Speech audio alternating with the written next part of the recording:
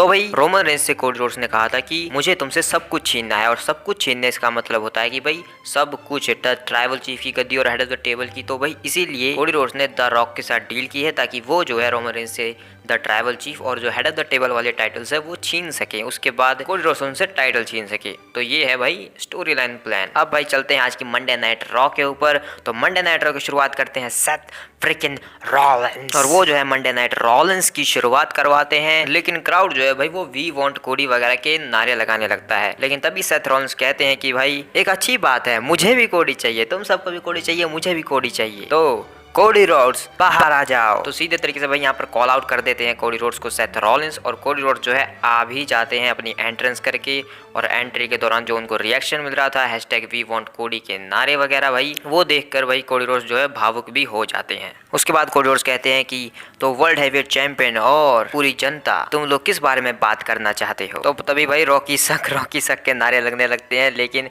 और Seth Rollins हंसकर कहते हैं कि ये तो मैं सुनने यहाँ पर नहीं आया था एक तरीके से, लेकिन और फिर भाई ऐसे ही रॉकी सक और फिर वी वांट कोडी के भाई नारे लगने लगते हैं। कोडी के पीछे भाई अरीना पूरा पागल हो रहा होता है, और काफी देर तक भाई वो सेथ रॉलिंस और कोडी रोड्स को कुछ बोलने ही नहीं देता अरीना। लेकिन फिर क्राउड शांत होता है, या फिर WWE द्वारा शांत कर दिया जाता है म्यूट करके। उसके बाद सेथ रॉलिंस अपनी बात कहते हैं कि मैंने तुमसे पिछले हफ्ते कहा था कि ये टाइटल सबसे प्रेस्टिजियस टाइटल है और तुम्हें इसके लिए आना चाहिए। तो अब देखो मैं इंतजार नहीं कर सकता हूँ, ये लोग इंतजार नहीं कर सकते हैं। तुमने पिछले हफ्ते रोमन को नहीं चुना, तो क्या तुम मुझे चुन रहे हो? मुझे यहाँ पर बता दो अभी के अभी। पूरा जो अरीना है भाई वो बू करने लगता है, क्योंकि लोगों को ये मैच नहीं देखना है, कोडी वर्सेस सेथ का मैच। और सेथ जो है ये कहते हैं कि मुझे ये मैच चाहिए, मुझे तुम्हारे साथ लड़ना है, क्योंकि मुझे ये देखना है कि मैं पहले से बेहतर हूँ कि या नहीं, क्योंकि तुमने मुझे पहले 3 बार हराया और तुम फिलहाल सबसे बेस्ट हो, और मैं सबसे बेस्ट को हरा कर ही और ज्यादा बेस्ट बन सकता हूँ। तो इसीलिए मुझे तुम्हें फेस करना है रेसलमेनिया में, तो मुझे ये मैच चाहिए। तो क्या तुम मुझे चुनने वाले हो या नहीं, मुझे अभी के अभी बताओ। और भाई पूरा अरीना जो है वो तो इनको प्रोमोकट करने ही नहीं देता भाई, अच्छे तरीके से भाई प्रोमोकट करने ही नहीं दे रहा था। लेकिन तभी भाई जब कोडी रोड्स कुछ कहने ही वाले होते हैं, तो तभी वहाँ पर ड्रू मैकिंटायर आ जाते हैं भाई। और भाई ड्रू मैकिंटायर इस तरीके से आते हैं कि भाई ये अरीना तुम लोगों को कुछ नहीं बोलने देगा, मैं इन्हें चुप कराता हूँ। क्योंकि भाई एक जो हील होता है वो अगर अरीना बू वगैरह कुछ भी करेगा तो वो हील के ऊपर बेटर करता है, हील जो है उसे शांत कर सकता है। तो इसलिए ड्रू मैकिंटायर आते हैं और भाई सब चुप हो जाते हैं। और ड्रू मैकिंटायर आकर माइक लेकर कहते हैं कि आखिर तुम लोग यहाँ पर ये कर क्या रहे हो? मतलब तुम दोनों आपस में लड़ना चाहते हो रेसलमेनिया में, लेकिन ये सही नहीं है। सेथ तुम्हें सीएम पंक पसंद नहीं है, मुझे पसंद नहीं है, मैंने उस इक्वेशन से उसे बाहर किया, और उसके लिए मैंने एक टी-शर्ट भी बनवा रखी है तुम्हारे साइज की, मैंने यहाँ लॉकर रूम में रखी हुई है, तुम जाकर पहन लेना। और कोडी तुम्हें अपनी फिनिश करनी थी स्टोरी, ये लोगों को तुम निराश कर रहे हो, हम सबको निराश कर रहे हो। हमें कोडी वर्सेस रोमन का मैच देखना चाहिए था, तुम्हें अपनी स्टोरी को फिनिश करते हुए जाना चाहिए, तुम यहाँ पर क्यों हो? और कोडी भाई ये बात सुनकर थोड़े भावुक होने लगते हैं, और सेथ रॉलिंस तभी कहते हैं कि तुम चुप करो, तुम क्या बकवास कर रहे हो यहाँ पर। पहली बात तो ये, तुम्हें लगता है कि अगर कोडी मुझे चैलेंज नहीं करेगा या कोई मुझे चैलेंज नहीं करेगा तो रेसलमेनिया में मैं तुम्हें चुनूंगा अपने लिए? मेरी बात सुनो, मैंने तुम्हें हराया है, स्टैट्स यही कहते हैं। और तभी कोडी रोड्स कुछ बोलने वाले थे, लेकिन ड्रू मैकिंटायर उसे रोक लेते कि नहीं तुम रुको, मुझे कुछ बात करनी है। सेथ अगर तुम स्टैट्स की बात कर रहे हो तो इस बंदे ने तुम्हें 3 बार हराया है, और मैं तुम्हारी बहुत इज्जत करता हूँ। तुमने इस टाइटल को प्रेस्टिजियस बनाया है, इस टाइटल को बहुत आगे लेकर आए हो, तुमने हर मैच को एक बवाल मैच बनाया है, तुम हर एक मैच को टॉप बनाते हो। और भाई यहाँ पर सेथ रॉलिंस की बहुत ज्यादा तारीफ कर रहे होते, और फिर कहते हैं कि मुझे तुम्हें बस थैंक यू कहना है। और उसके बाद थैंक यू के बदले में भाई एक क्लास बॉस केस बजा देते हैं, और उसके बाद ड्रू मैकिंटायर जो अटैक कर देते हैं सेथ रॉलिंस पर। तो कोडी रोड्स जो है सेथ रॉलिंस को बचा लेते हैं यहाँ पर, और ड्रू मैकिंटायर को मार मार के यहाँ से भगा देते हैं। लेकिन जाते जाते भाई ड्रू मैकिंटायर की शैतानी हंसी हमें बता देती है, समझा देती है कि ड्रू मैकिंटायर जो चाहते थे वो उन्होंने कर दिया। उन्हें बस इन दोनों के बीच में घुसना था ताकि वो रेसलमेनिया में एक ट्रिपल थ्रेट मैच करवा सके, और शायद उसी चीज़ की शुरुआत हो रही है। तो मे भी हमें एक ट्रिपल थ्रेट मैच देखने को मिल सकता है रेसलमेनिया में, ड्रू वर्सेस कोडी वर्सेस सेथ। और भाई ये जो वी वांट कोडी वगैरह ये सब चल रहा है ना, तो ये जहाँ तक भाई लगता है तो ये या तो स्टोरी लाइन का ही पार्ट है, या फिर इसे जानबूझकर स्टोरी लाइन में घुसेड़ा गया है WWE के द्वारा। क्योंकि भाई कुछ रिपोर्ट्स का मानना है कि ये जानबूझकर ये चीजें करवाई गई हैं ताकि भाई WWE के ऊपर जितना भी जो विंस मैकमैन और ब्रॉक लेसनर के अराउंड जो कांड वगैरह चल रहा था उन चीजों से ध्यान भटकाया जा सके लोगों का, इसलिए ये चीजें करवाई गई है। तो भाई इसके बारे में फिर किसी और वीडियो में बात करेंगे। फिलहाल जो है इसके बाद भाई शो पर fatal 4 way tag team championship qualifier match होता है the Creed brothers, DIY, Imperium और न्यू डे के बीच। लेकिन भाई मेरी प्रेडिक्शन के अकॉर्डिंग इसमें ऑसम ट्रूथ होना चाहिए थे, वो क्यों नहीं है भाई? प्लान्स कितनी बार चेंज करेंगे WWE वाले। तो भाई उसके बाद शो पर ये मैच होता है और भाई काफी बैंगर मैच होता है। ये शो का पहला मैच था और भाई काफी ज्यादा बड़ी एक्शन हमें इसमें देखने को मिलता है। और भाई इसमें एक मूवमेंट आता है जब क्रीड ब्रदर्स जो है वो एंकल लॉक लगा लेते हैं जियोवानी विंची को, और जो हर एक सुपरस्टार जो रिंग के अंदर उसे तोड़वाने के लिए आता है, उसे ब्रेक करवाने के लिए उसको सुप्लेक्स लगती है, बेली टू बेली सुप्लेक्स लगती है भाई। और फिर इस एंकल लॉक को तोड़वाने के लिए सभी सुपरस्टार्स आकर एक साथ हमला करते हैं क्रीड ब्रदर्स पर। उसके बाद एंकल लॉक को हटवाया जाता है। लेकिन भाई अंत में यहाँ पर जब हर कोई अपना फिनिशर लगा रहा होता है तो अंत में DIY अपना फिनिशर लगाकर इस मैच को जीत जाती है। और अब वो लड़ेंगे स्मैकडाउन पर टाइलर बेट और पीट टन के अगेंस्ट, और उनमें से जो जीतेगा वो लड़ेगा एलिमिनेशन चेंबर में फिन बैलर और डेमियन प्रीस्ट के अगेंस्ट चैंपियनशिप के लिए, टैग टीम चैंपियनशिप के लिए। उसके बाद शो के ऊपर बेकी लिंच को आते हुए दिखाया जाता है और एडम पियर्स एक अनाउंसमेंट करते हैं सोशल मीडिया के ऊपर, जहां पर वो ये बताते हैं कि एलिमिनेशन चेंबर में वुमेन्स एलिमिनेशन चेंबर मैच होगा जिसके क्वालिफायर्स अब डिफाइन किए जाएंगे, और उनमें जो जीतेगा फिर उस एलिमिनेशन चेंबर के मैच को वो जाएगा रिया रिप्ली के अगेंस्ट रेसलमेनिया में, जैसा कि मैंने प्रेडिक्ट किया था भाई अपनी वीडियो। तो उसके बाद भाई शो का पहला क्वालिफाइंग मैच होता है मंडे नाइट रॉ के ऊपर शेना बेसलर वर्सेस बेकी लिंच। और भाई क्या मैच था भाई ये, मतलब भाई उस टाइम की याद आ गई जब ये दोनों भाई रेसलमेनिया में लड़े थे एक दूसरे के अगेंस्ट चैंपियनशिप के लिए। तो भाई उसी लेवल का मैच था भाई ये। लेकिन भाई एंड में यहाँ पर बेकी लिंच जो है वन हैंडल स्लैम लगाकर इस मैच को जीत जाती है। और भाई इस मैच को पीछे जो है लिव मॉर्गन देख रही होती हैं, तो कैथी उनसे सवाल करते हैं कि अगले हफ्ते आप भी जो है क्वालिफाइंग मैच में होने वाली हैं और बेकी लिंच उसके लिए क्वालिफाई कर चुकी है, तो आप क्या कहना चाहेंगे? लिव मॉर्गन कहती है कि मुझे कोई फर्क नहीं पड़ता कि कौन उस मैच में क्वालिफाइंग करता है, मैं यहाँ पर कई सालों के बाद वापस आई हूँ और मुझे रिया रिप्ली से अपना बदला भी चाहिए, तो बस देखते रहो मुझे। उसके बाद भाई बैक स्टेज में एडम पियर्स जो है वो ड्रू मैकिंटायर के ऊपर भड़े होते हैं और उससे कह रहे होते हैं कि तुम आखिर ये सब कर क्या रहे हो, जाकर तुम सेथ रॉलिंस के ऊपर अटैक करो जो पहले से इंजर्ड है। उसके बाद सीएम पंक को भी यहाँ से बाहर कर दिया और उसका मजाक उड़ाने के लिए एक ऐसी टी शर्ट पहन के घूम रहे हो, पता है क्या तुम्हारे अकाउंट में 1 0 कम आने वाला है, तुम देख लेना। और ड्रू मैकिंटायर समझाने की कोशिश करने वाले थे, कुछ कहने वाले थे, लेकिन तभी वहां पर पीछे रिया रिप्ली का म्यूजिक जो है थीम सॉन्ग प्ले हो जाता है और एडम पियर्स कहते हैं ये आप वहां पर शो पर क्यों जा रही है? और ड्रू मैकिंटायर कहते हैं क्योंकि वो काफी अच्छी लीडर है, जाओ संभालो जाकर। तो एडम पियर्स जाते जाते कहते हैं हाँ ठीक है के संभालता हूँ। और रिया रिप्ली रिंग के अंदर आती हैं और वो कहते हैं कि मैं यहाँ पर सिर्फ इसीलिए आई हूँ क्योंकि मुझे नाया जैक्स चाहिए। एडम पियर्स आते हैं फिर और रिया रिप्ली से कहते हैं कि तुम्हें नाया जैक्स चाहिए, तुम्हें मिलेगी नाया जैक्स एलिमिनेशन चेंबर में, क्योंकि तुम डिफेंड करने वाली हो अपनी इस वुमेन्स वर्ल्ड हैवीवेट चैंपियनशिप को against Nia Jax elimination chamber में। और तभी वही वहाँ पर नाया जैक्स आ जाती हैं और वो आकर सीधा रिया रिप्ली के ऊपर अटैक करने लगते हैं। एडम पियर्स बीच में आते हैं, उनको भी एक मुक्का बजा देती है नाया जैक्स भाई, और उसके बाद नाया जैक्स पूरी तरीके से डिस्ट्रॉय करने लगते हैं यहाँ पर रिया रिप्ली को। सिक्योरिटी गार्ड्स बचाने के लिए आते हैं लेकिन वो सिक्योरिटी गार्ड्स को भी भाई धो देती है और भी अपना वाहियात सा फिनिशर लगा के यहाँ पर मामी की चटनी बना देती है नाया जैक्स। लेकिन भाई नाया जैक्स ने एडम पियर्स को मुक्का बजा दिया। मुझे देखना है कि नाया जैक्स के 0 कम होते हैं या नहीं अकाउंट में। तो भाई जैसा कि मैंने कहा था एलिमिनेशन चेंबर में Nia Jax versus Rhea Ripley का women's world heavyweight championship match जो कि आज शायद ऑफिशियल हो गया है। उसके बाद भाई शो पर अल्फा अकेडमी आती है क्योंकि शो पर होने वाला है एक मिक्स टैग टीम मैच। जी हाँ, मिक्स टैग टीम मैच। लोग कह रहे थे कि भाई कि mix tag team match W में बंद हो चुका है, लेकिन देखो भाई वापस आ गया। इसमें होते हैं भाई अकीरा टोजावा और मैक्सिम डुपरी यानी कि एल नाइट की बहन और आइवार और वेलहेला।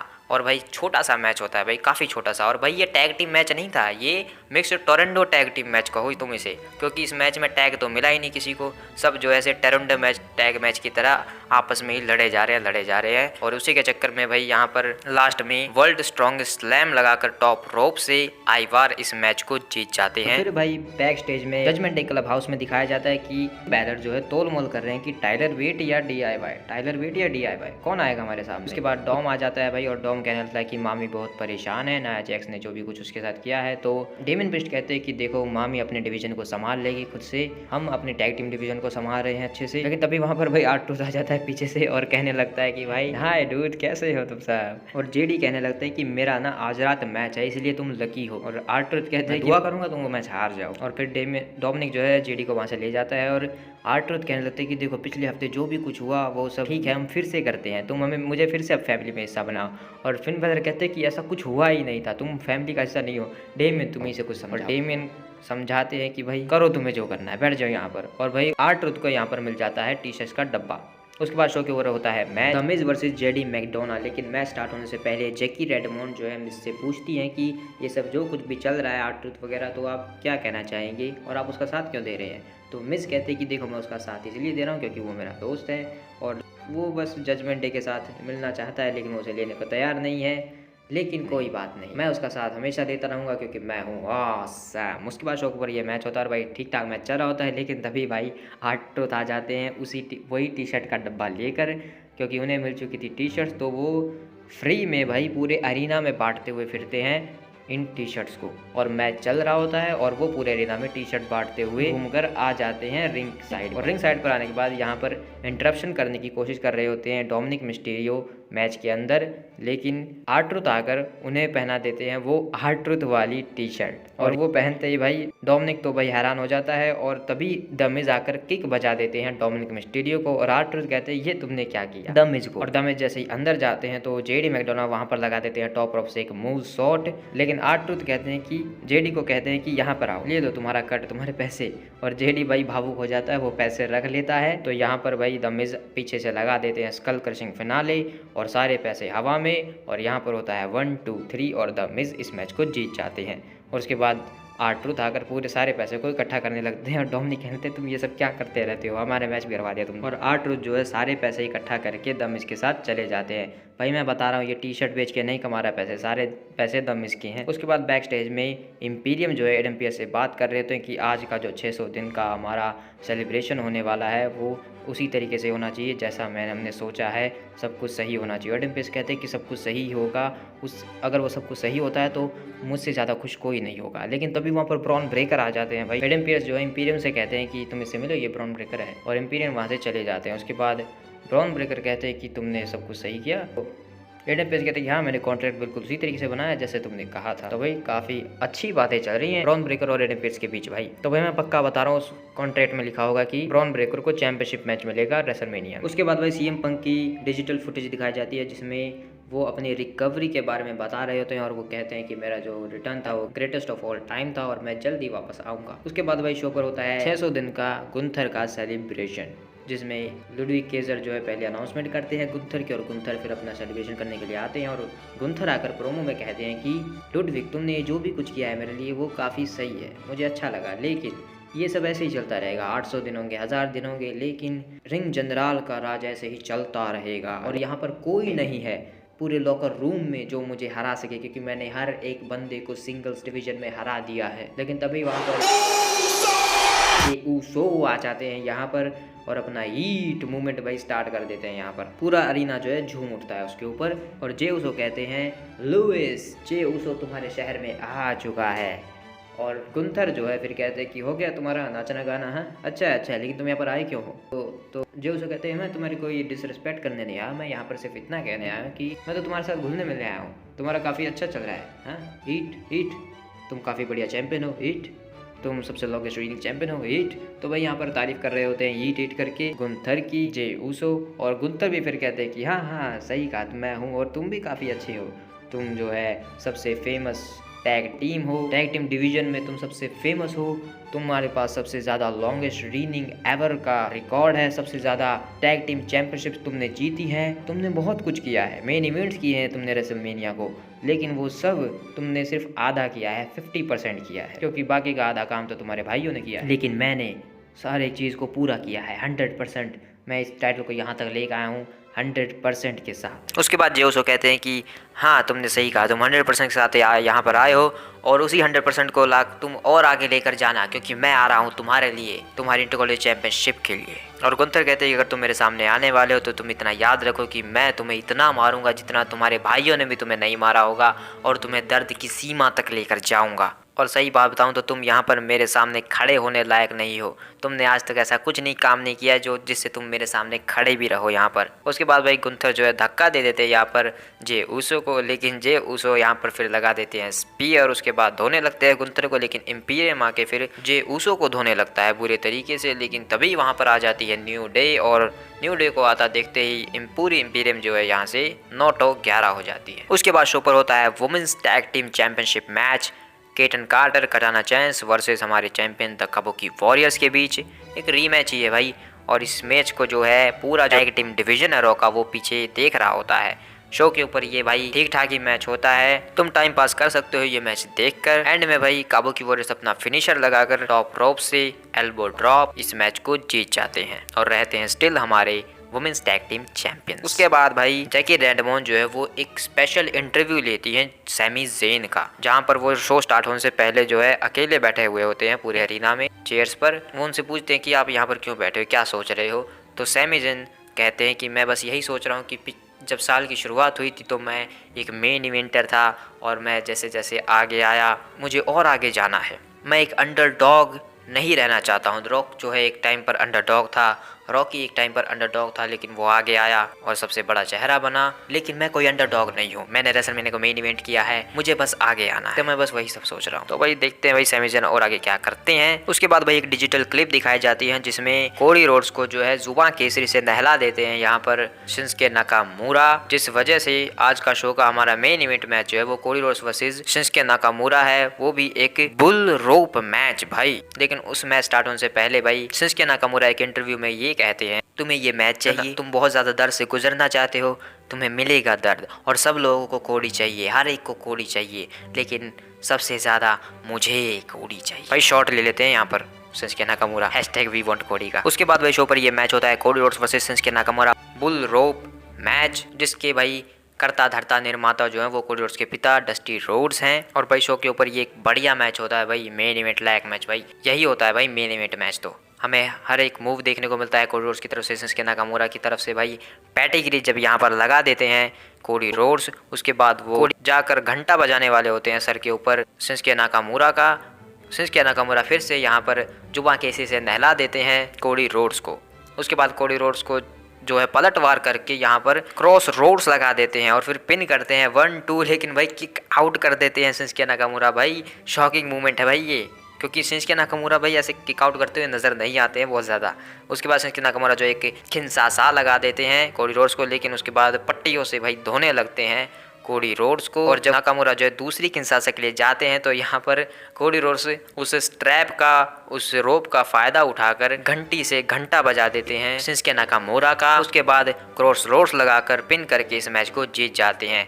लेकिन जब तभी भाई पीछे से आकर ड्रू मैकिंटायर अटैक कर देते हैं कोडी रोड्स के ऊपर और आकर क्लेमोर बजा देते हैं कोडी रोड्स के चेहरे पर, और इसी के साथ भाई शो खत्म हो जाता है। लेकिन भाई शो खत्म हो जाता है लेकिन चीजें खत्म नहीं होती हैं, क्योंकि भाई शो खत्म होने के बाद भी ड्रू मैकिंटायर जो है वो कोडी रोड्स के ऊपर अटैक कर रहे होते हैं, उसे धोने पर लगे होते हैं और नाकामुरा को भी बोलते हैं कि आओ तुम भी धो। और जब दोनों मिलकर साथ मिलकर धोने वाले होते हैं तभी वहाँ पर सैमी ज़ेन आ जाते हैं कोडी रोड्स को बचाने के लिए, और यहाँ पर इन चारों के बीच जो है ब्रॉल शुरू हो जाता है। तो भाई इस ब्रॉल के मद्देनजर भाई अगले हफ्ते होना चाहिए एक टैग टीम मैच जिसमें सैमी ज़ेन कोडी रोड्स एक साथ टीम अप करेंगे अगेंस्ट नाकामुरा और ड्रू मैकिंटायर की। तो आई थिंक यही होगा। लेकिन भाई जो मैचेस ऑफिशियल किए गए हैं अगले हफ्ते के लिए वो मैं तुम्हें बता देता हूँ। न्यू डे और जे उसो टीम अप करेंगे एक 6 मैन टैग टीम मैच के लिए अगेंस्ट इंपीरियम अगले हफ्ते। इसी के साथ R-Truth वर्सेस जेडी मैकडोना का मैच भी हमें शो के ऊपर देखने को मिलेगा, और लिव मॉर्गन वर्सेस जोई स्टार का क्वालिफाइंग मैच भी होगा एलिमिनेशन चेंबर के लिए।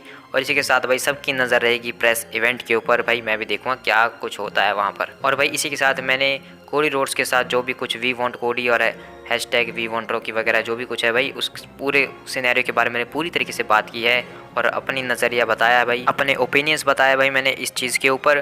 तुम जाकर वो वीडियो देख सकते हो क्या सही है क्या गलत, मैंने उसमें सब कुछ कवर किया है। मिलते हैं किसी और वीडियो में, तब तक के लिए बाय बाय।